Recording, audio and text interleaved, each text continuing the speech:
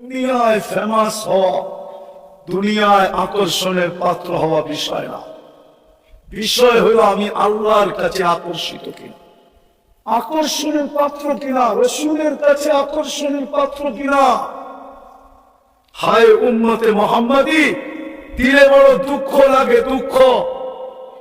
আমরা সব আল্লাহর রসুলকে নবী বলে স্বীকার করি তো, কলেমা পড়ছি তো, সত্য তো, নবী বলে স্বীকার করেন তো? কে কে করেন দেখি? নামান, তকবীর দিন না, তকবীর দিন না, নামান নামান। বলেন এই দুঃখ কোথায় রাখবো? আবু জাহেল যদি কাফের হইয়া, দুশ্মন হইয়া, হাজারো বার যদি এই চোখের কপালের চক্ষু দিয়া ডাইরেক্ট মুহাম্মদুর রাসূলুল্লাহকে দেখতে পারে, আমি তো ওনারই উম্মত, এই মজমায় কয়জন বলতে পারবে যে আমি স্বপ্নে হইল একবার দেখছি? দেখতে পারি, বুঝেইতে পারি নাই।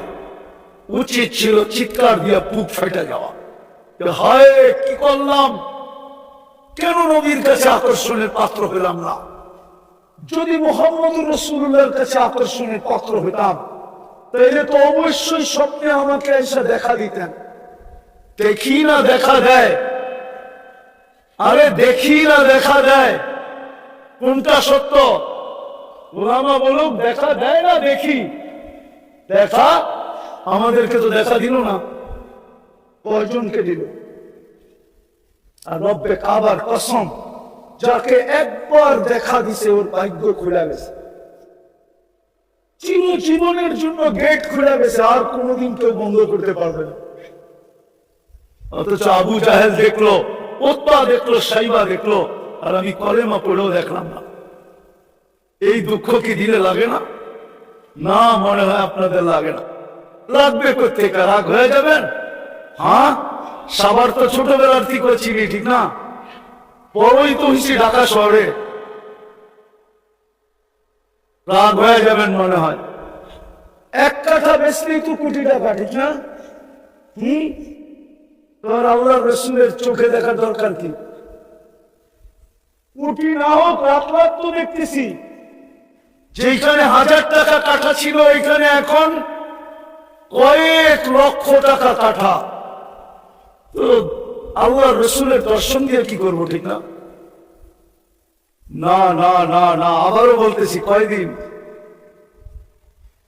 তো যেটা বুঝাইতেছিলাম, একটু চিন্তা করেন যে আমি আল্লাহর কাছে আকর্ষিত কি, আকর্ষণের পাত্র কিনা, রসুলের কাছে আকর্ষণের পাত্র কিনা।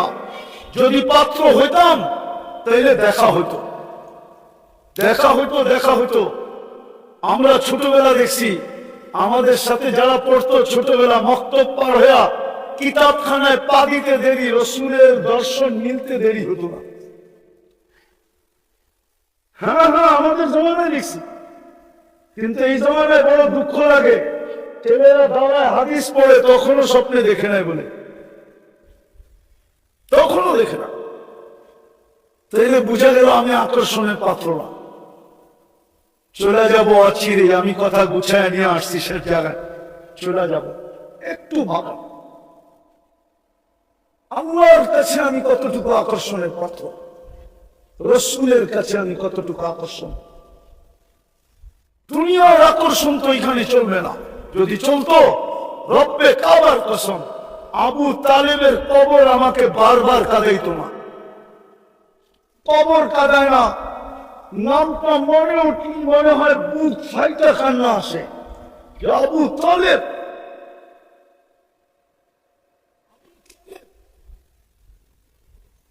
যে 44 বছর মুহাম্মদুর রাসূলুল্লাহকে, আপনি মুহাম্মদুর রাসূলুল্লাহ চিনেন না? আমি একটা দুটা উদাহরণ দিয়ে দেখি আপনারা বোঝেন কিনা।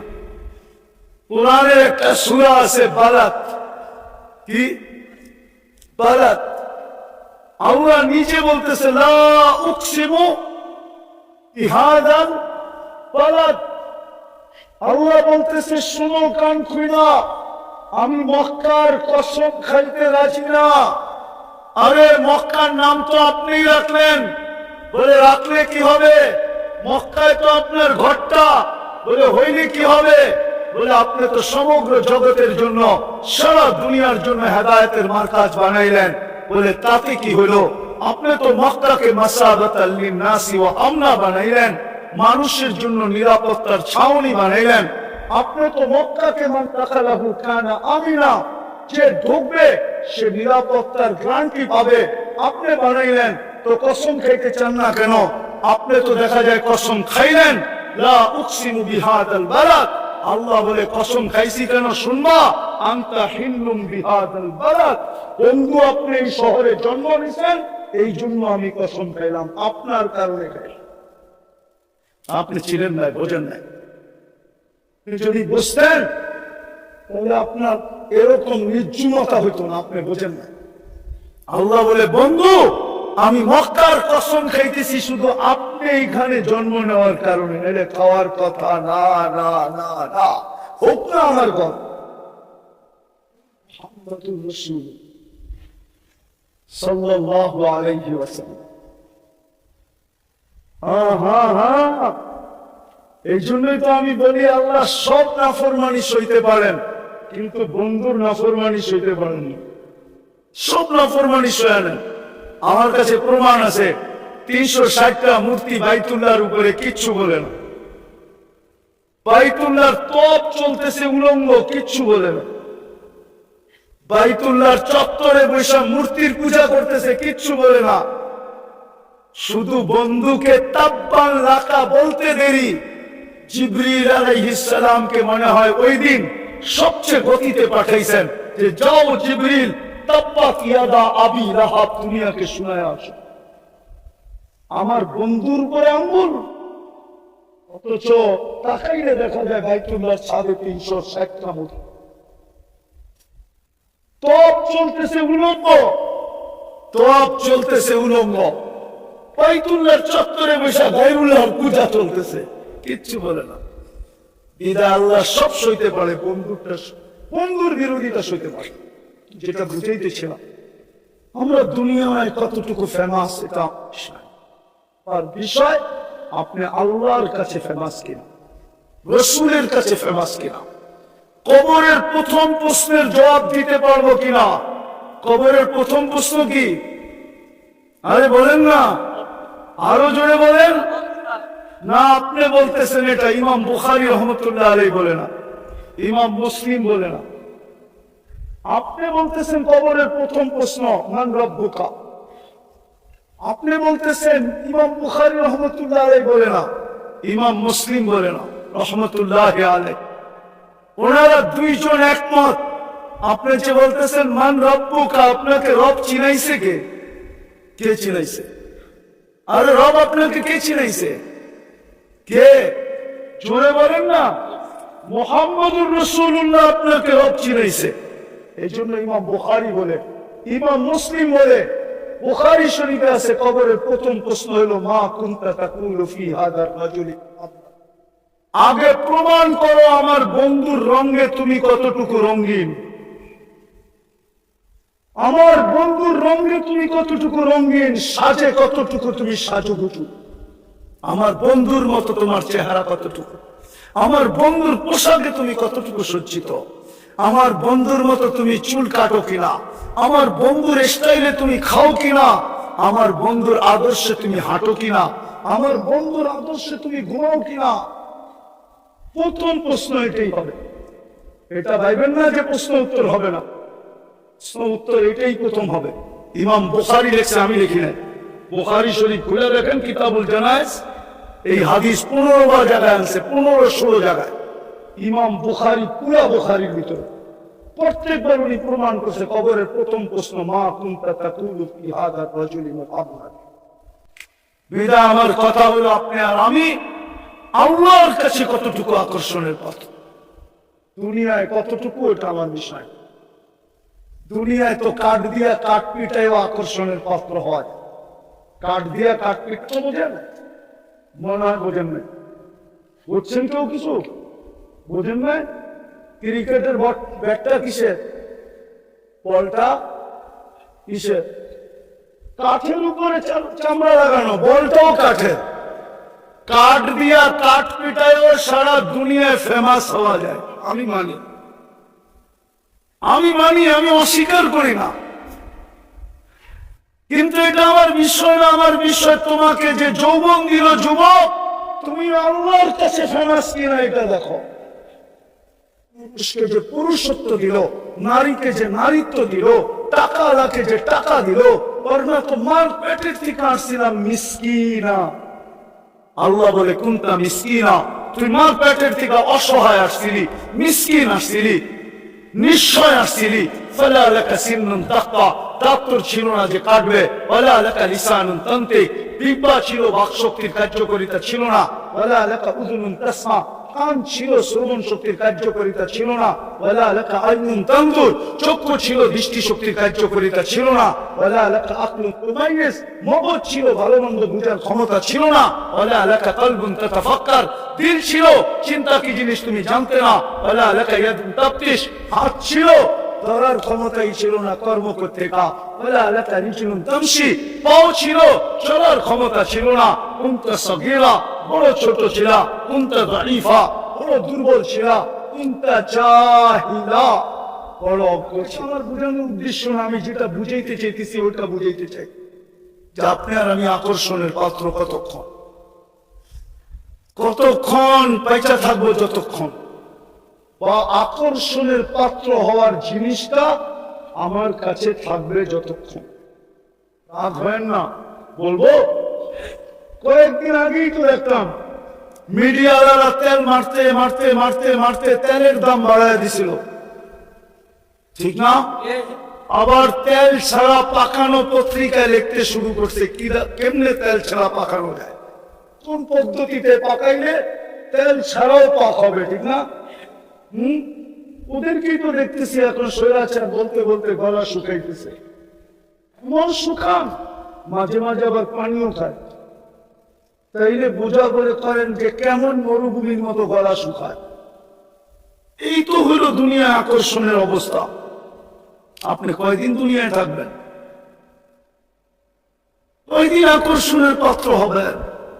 আলী রাদিয়াল্লাহু তাআলা আনহু এই জন্যই বলছিল হাসান হোসাইন রাদিয়াল্লাহু তাআলা আনহুমাকে, সিরু ফি দিয়ারিহিম আনজুর ফি আসারিহিম ওয়াসআলুহুম আইনা হাল্লু, বেটা পুরান ঐতিহ্যগুলো দেখো, খুঁটা খুঁটা দেখো, তারপরে চিৎকার দিয়ে জিজ্ঞাসা করে ঐতিহ্য তো আছে, তোমরা কোথায়? বলছে বেটা কোনো জবাব আসবে না। হ্যাঁ, যদি আসতো তাইলে এই জবাব আসতো, ইন্তাকালনা মিন দারিল গুরুর, ইন্তাকালনা মিন দারিল গুরুর, ধোঁকার ঘরের থেকে বাহির হয়ে গেছি। সব ধোঁকা ছিল, ধোঁকা।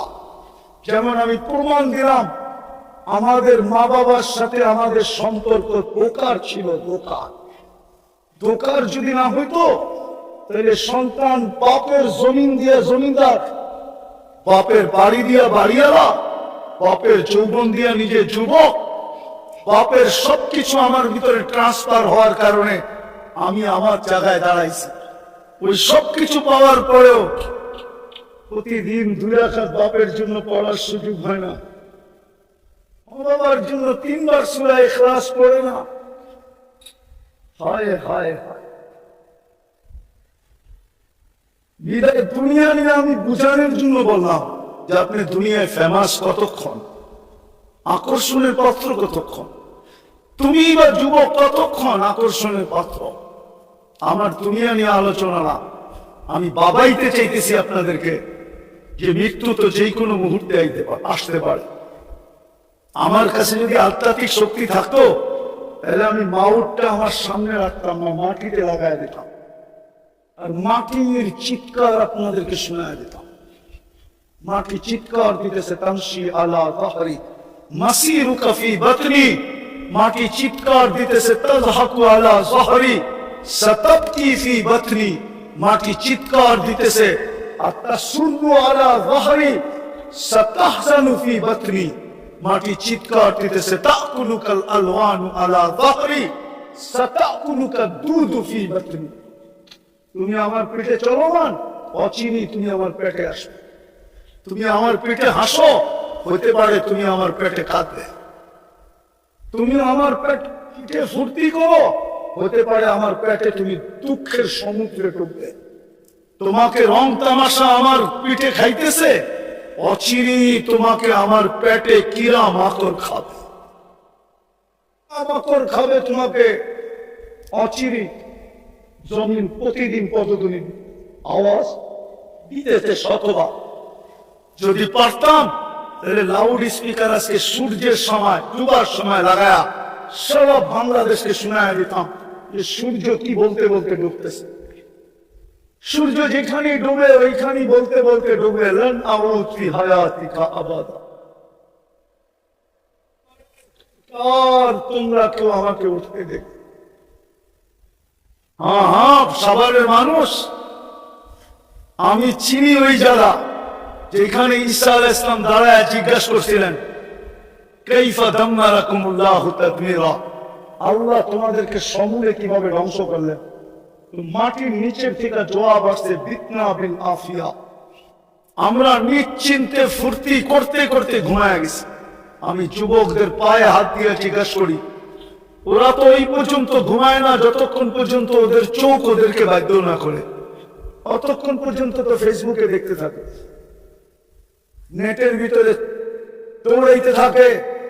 যখন চোখ বাধ্য করে আর মেলা রাখতে পারে না, তখন হয়তো মোবাইলটা বুকে রেখা ডাইন দিকে বাম দিকে রেখা ঘুমায় যায়।